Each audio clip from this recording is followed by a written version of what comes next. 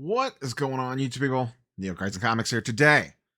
I don't know if I want to necessarily call this a reaction video, but fellow content creator, a friend of the channel, I've done a couple deals with, chatted with international, Jason over at and don't get confused by this, the Cards and Comics channel. Yes, he did have the name first. Did a video, I don't know, maybe last week, I think it was, early last week, called, I'm glancing off screen to make sure that I have this right, grading is making your collection worse. And I was watching it and I was just like, I don't know, is it really making it worse per se? And I'll link to the video. I'd highly recommend you boys and girls go check it out for his full thoughts and opinions. But essentially, just to really boil it down, was basically like, we spend all this money on grading, and is it really worth it in a lot of cases when you could just, mag a card up and be perfectly fine with it? Like, why does this need to go in to be graded per se? Why can't it just sit there raw? Why does this have to be in a PSA 10 holder to make our collection complete? And essentially, if we took that money that we spent on grading and used it to actually buy more cards, we would have a, potentially nicer collection under our belts. And I don't know that I necessarily agree with him to that extreme. I do think grading definitely has its place, especially when you're talking about eventually you want to sell the card. Because the one thing that grading does is it makes things a lot more liquid. It just makes the ease of transactions in an online world much, much simpler. So even though you might be buying the card for your PC to keep it, to hold it, to love it, to cherish it, at some point in time, you may want to sell it. Now, you could always grade it then, for sure. You could send it off and grade it then, but it makes things a little bit smoother on the buying and selling front of things. And one of the most obvious answers is it potentially can add value to the card. Now, grading in the modern landscape where we sit today is more complex, honestly, than it's ever been. Turnaround times suck. Prices are high. There's no specials. Bulk takes forever. What the hell is going on with the various companies outside of PSA? Is SGC going to exist? Beckett, that's funny. And then, CGC is great for PC, but doesn't really sell well, at least in its current state.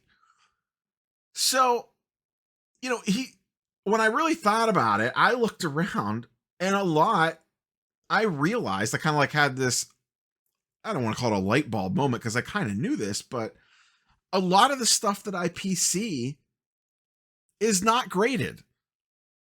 It's just in mags. So maybe I'm doing this subconsciously without even realizing it. Like most of the stuff that I send into grade, almost always I'm sending it into grade to sell it. I'm not sending it into grade and keep it. Now, there are cases where I do that for sure, but a lot of the stuff that I send off is to sell, to flip it to some degree or another. I hit it in a box that I open. Maybe I buy it raw, I crack it out of one company's slab and send it in to PSA to try to maximize the value, whatever the case might be. But I realized for the stuff that I actually PC, my wrestling autos. Now, I do have one back there graded.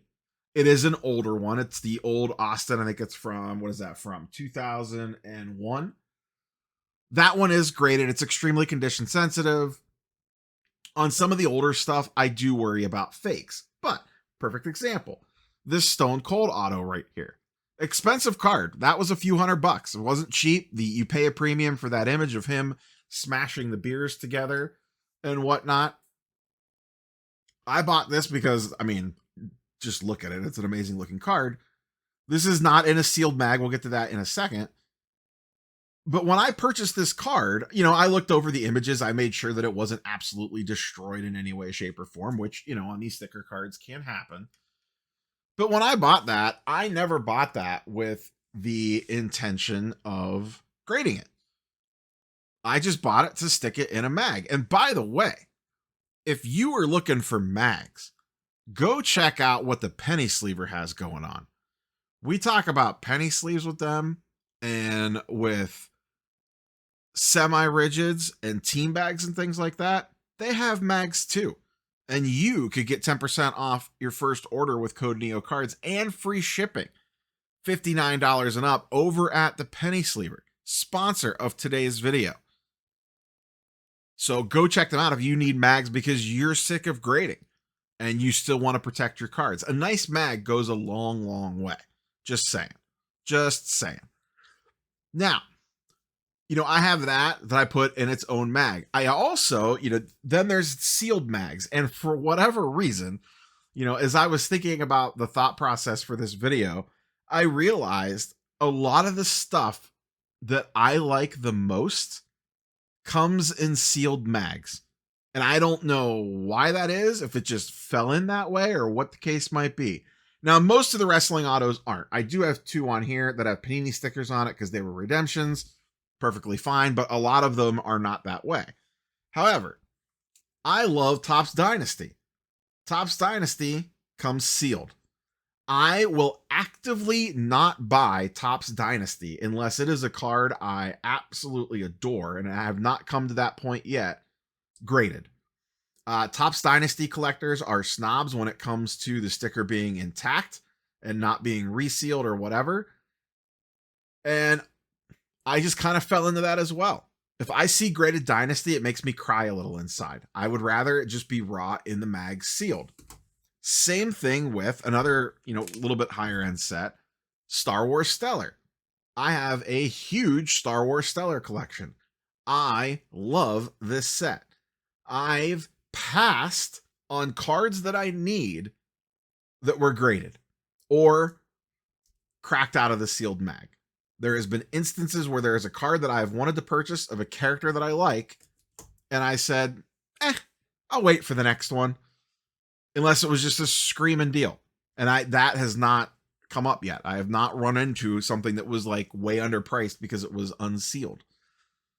So this is another aspect of, kind of collecting raw. And then, I recently got the Stephanie Vicker red. That's sealed by Panini.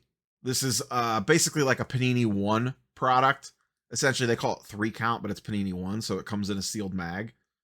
I have no desire to open this. I've seen some graded ones online. This one, I looked it over, actually looks pretty clean for a slightly thicker card. Might grade well. I don't care. I don't care.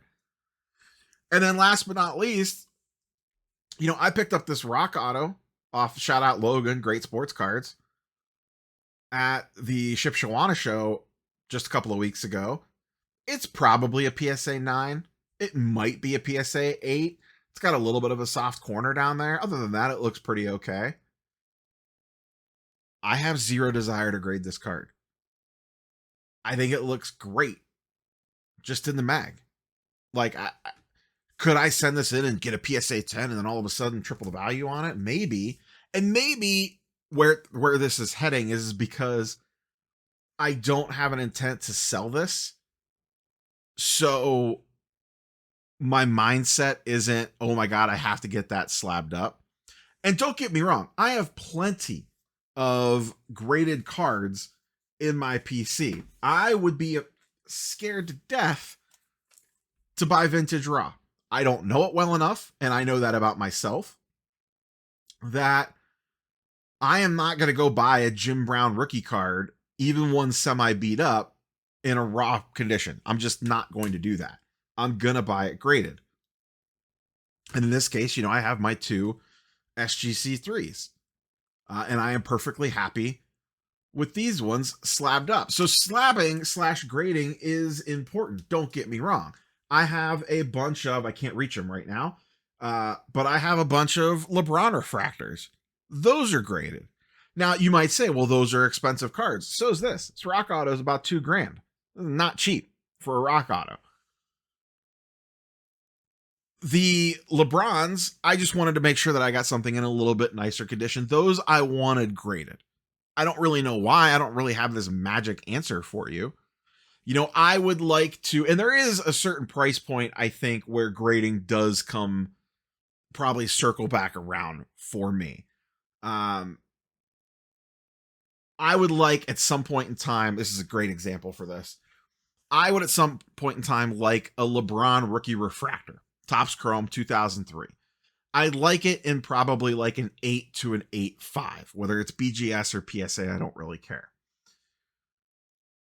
Part of the reason on a card like that, why I want graded, is because when we've talked about this before on the channel, when you see certain cards raw, if you saw a LeBron rookie refractor raw, you'd be like, no way. What happened to that thing? What, did you put too much Kirch juice on it? Did it get trimmed? Did it get soaked? Did it get pressed? Like, what the hell's going on there?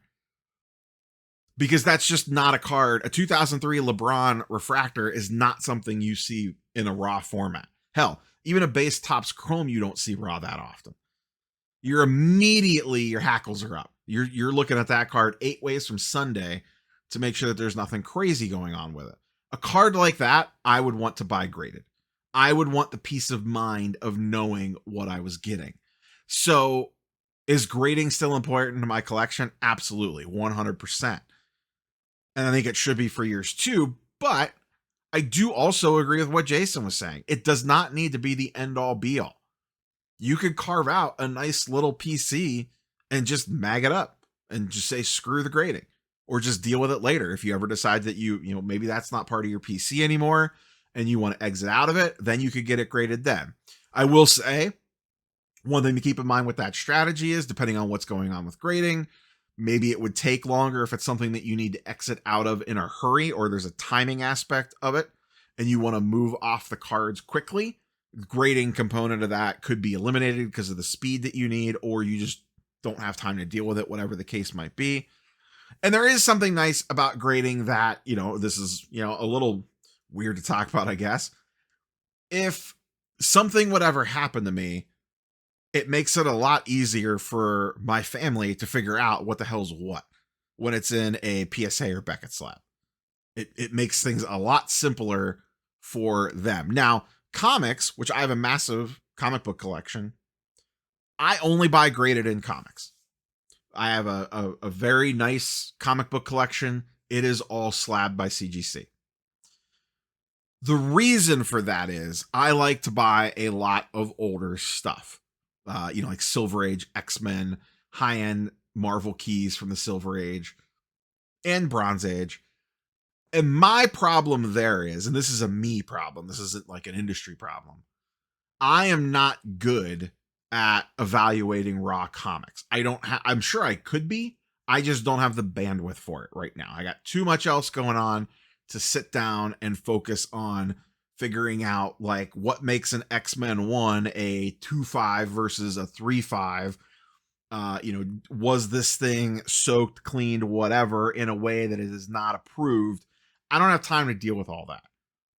And another thing with comics too, they are a pain to store in bags and boards. Yeah, you could do it. People have method. I mean, you get the long boxes, the whole 9 yards. I don't want high-end books shoved in a long box. I know some people will. That's perfectly fine. I like to display mine, and they display better in slabs. So that's a case where I want graded things in my collection, not raw. But I just thought it was something interesting to talk about. Like I said, Jason did that video. It kind of hit, it just kind of lived in my mind for the past few days. And then as I kind of flipped through some of my own stuff, it made me realize how much of my true PC stuff I actually desire in a mag. As simple as that. So, curious for your thoughts and comments down below on this one. Catch boys and girls on the next one. Peace.